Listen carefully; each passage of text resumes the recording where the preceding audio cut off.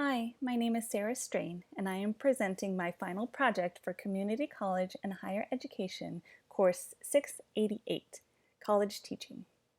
The population of college students I am going to discuss in this presentation is the adult learners of non-traditional college age. Going forward, I will refer to this population mostly as non-traditional age, but we also know these students to be called older students and also adult learners. While categorized in many ways, literature on this population generally agrees that non-traditional age learners are 25 years old and older. Sometimes, more specifically, the range is categorized as 25 years to 50 years of age.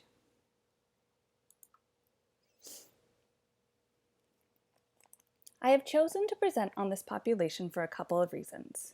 One is that research shows many community college faculty members are drawn to their position through what can be described as a social justice calling. Throughout my education and career, I have been service-minded, and I personally relate to feeling a similar motivation in wanting to teach community college. I especially want to support non-traditional age students. I also fall into the category of being a non-traditional age student myself, having gone back to graduate school at the age of 37. Even now, I am currently pursuing more graduate level courses on the cusp of turning 40 years old next month.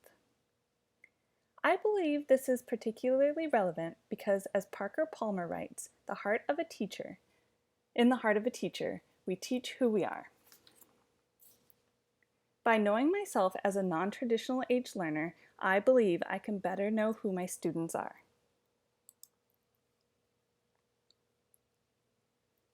Non-traditional age students attend college at a significant rate. As of 2004, 39% of students at higher education institutions were 25 years old or older. Growth in this population becoming college learners can be seen when we compare these rates to those recorded in 1970, when the rate of non-traditional age students enrolled in these same kinds of institutions were at just 28%. When it comes to barriers to four-year college and university admission and subsequent success in attaining degrees, non-traditional age students often fall into the same category as students of color, those with blue-collar backgrounds, and first-generation students.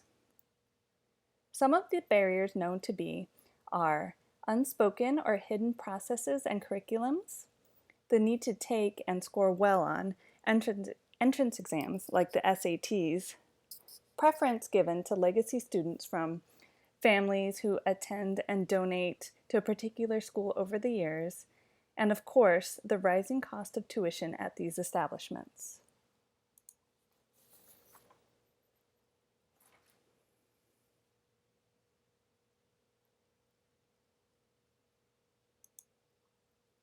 Non-traditional age students are an important population for community college instructors of all levels to focus on.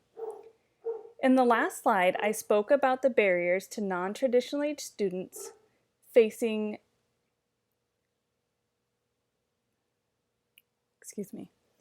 In the last slide, I spoke about the barriers non-traditional age students face at four-year colleges and universities.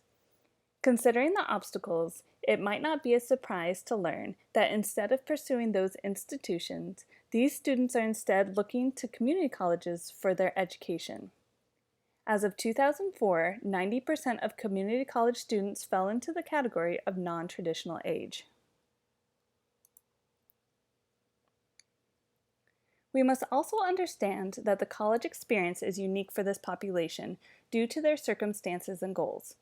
Generally, their focus is not on social interaction, but rather program completion.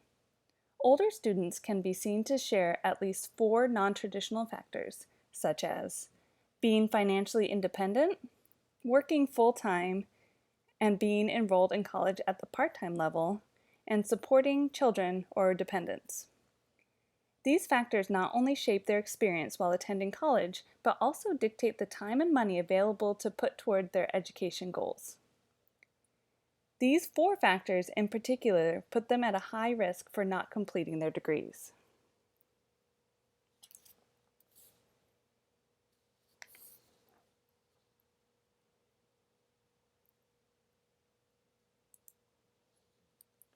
It is a critical issue that educators are still writing about college students with the assumption that they fall into the traditional age range of 18 to 24 years old.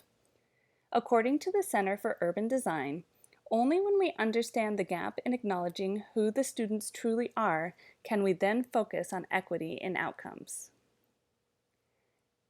The following quote embodies what we are missing and what we must understand.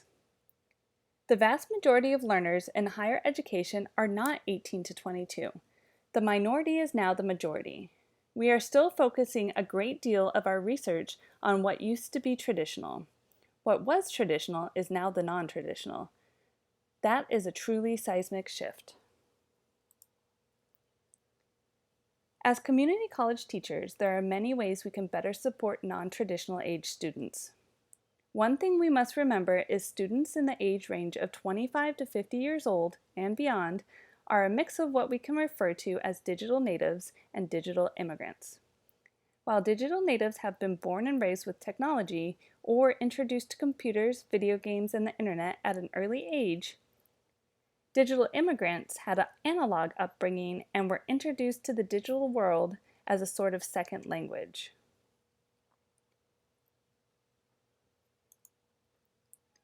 A solution for supporting both digital natives and digital immigrants has been found in the concept of incorporating improvisation or improv in the classroom.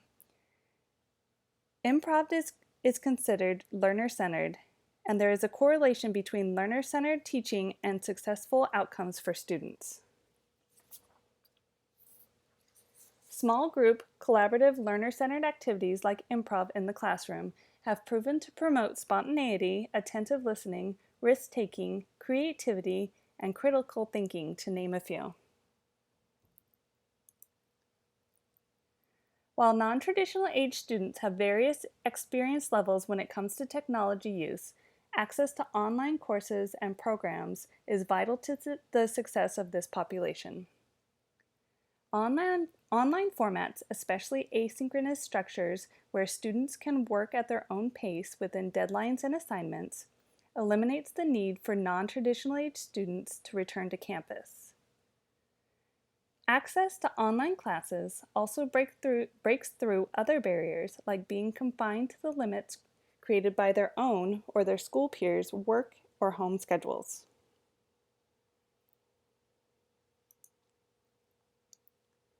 When facilitating asynchronous learning experiences such as online discussion forums, instructors can best serve diverse learners, including non-traditional age students, by remembering that the way students show up in these spaces is a reflection of their diverse backgrounds.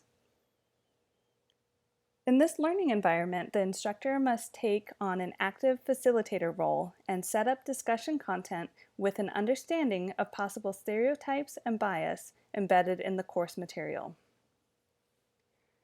The instructor also has an important responsibility to create an expectation that students are respected and feel safe and secure. If discussion does stray and tensions become high between students over thoughts and opinions, the instructor must intervene and work to resolve the conflict and move the conversation forward.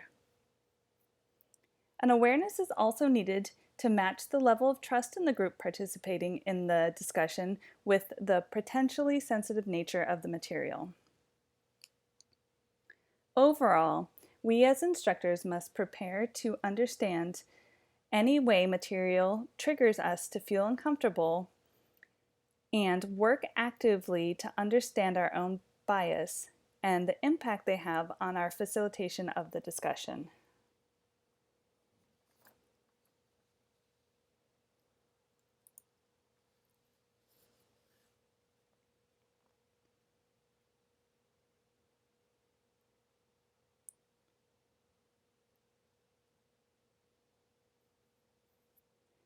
Generally, a learner-centered teaching approach works well to support the academic needs of non-traditional age students.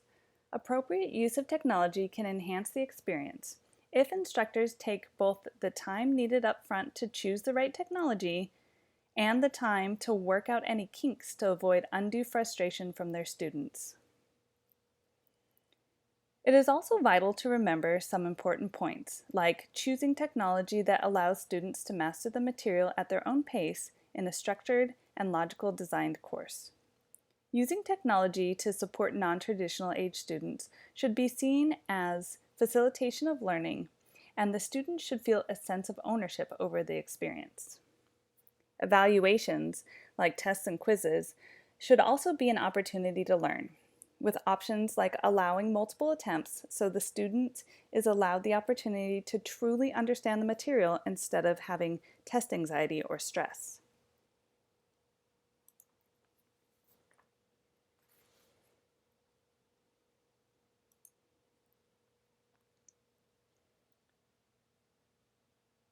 While I am personally drawn to a humanistic approach and value seeing individuals holistically, I do understand the benefit of using data to better understand a group. From this kind of approach, we can understand that the median age of non-traditional age students fall under the generational label of millennial.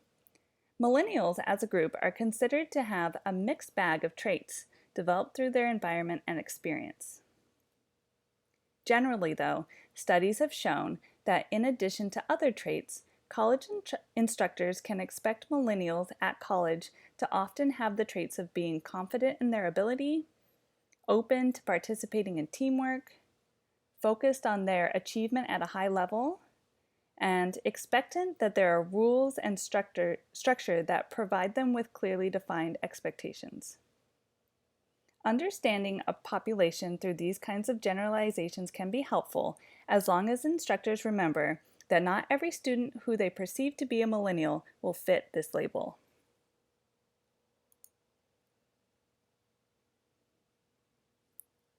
This presentation has been designed to be concise, and I hope my points were clear and interesting. In being brief and focused, one of many points that could be more deeply discussed regarding this population, in addition to age, is intersectionality of other social categorizations, such as race, class, and gender, and the overall impact on the college learning experience. While there is much more information that can be learned and many more ways non-traditional age students can be understood and supported by college instructors, I would like to end by focusing on one piece of the puzzle that I believe is vital to understanding this population. If we are lucky, aging is something we all get to experience. Understanding age as a shared experience allows us to have compassion for each other. We can see non-traditional age students as hopeful and inspiring. These are individuals who are overcoming barriers and making positive changes in their life through the pursuit of education. For me, this quote embodies that sentiment because it is deeply true that purpose and happiness do not decline with age.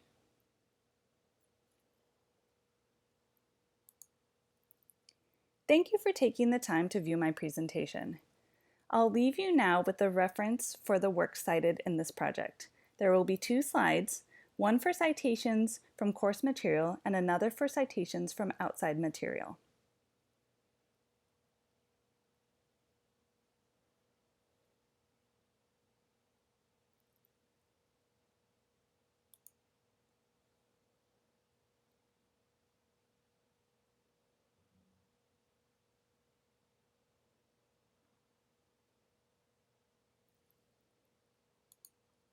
Thank you so much for watching.